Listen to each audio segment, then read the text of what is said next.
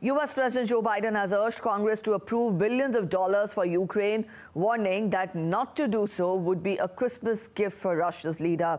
Biden met with Ukrainian President Volodymyr Zelenskyy at the White House on Tuesday amid a funding fight which has seen Republicans refuse to support extra assistance for Kyiv. Nick Harper gets us details from Washington. US President Joe Biden used his remarks in the Oval Office and in the subsequent press conference to attack Republicans who are blocking new aid to Ukraine. He argued that Russia would be emboldened by the deadlock on Capitol Hill, adding history will judge harshly those who turn their back on freedom's cause. At issue, conservative Republican lawmakers demand to allocate significant funding to strengthen security at the US-Mexico border.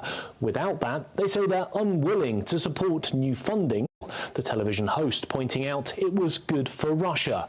In an obvious dig at Republicans, Biden said, if you're being celebrated by Russian propagandists, it's probably time to rethink what you're doing. The American people, Democrats and Republicans alike, I think, understand this, and they understand the very real fight that's going on right now. In the winter, this winter, Putin plans once again to bombard Ukraine's electric grid.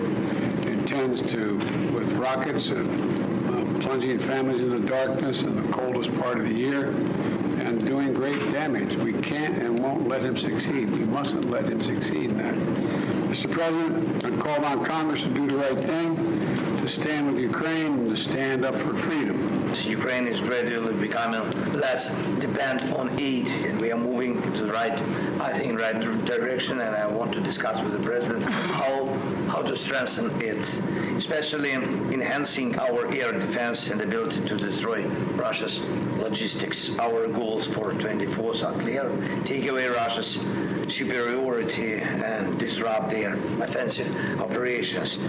But with US lawmakers leaving Washington at the end of this week for the holidays and not returning until the new year, there's a race on to pass new legislation and new funding as soon as possible.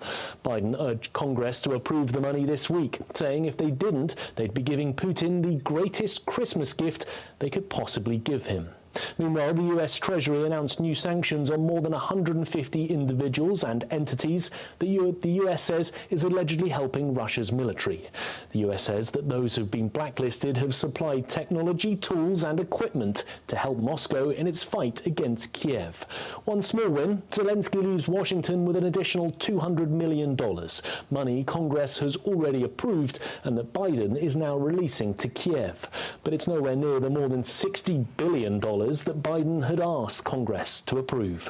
Nick Harper in Washington, reporting for DD India.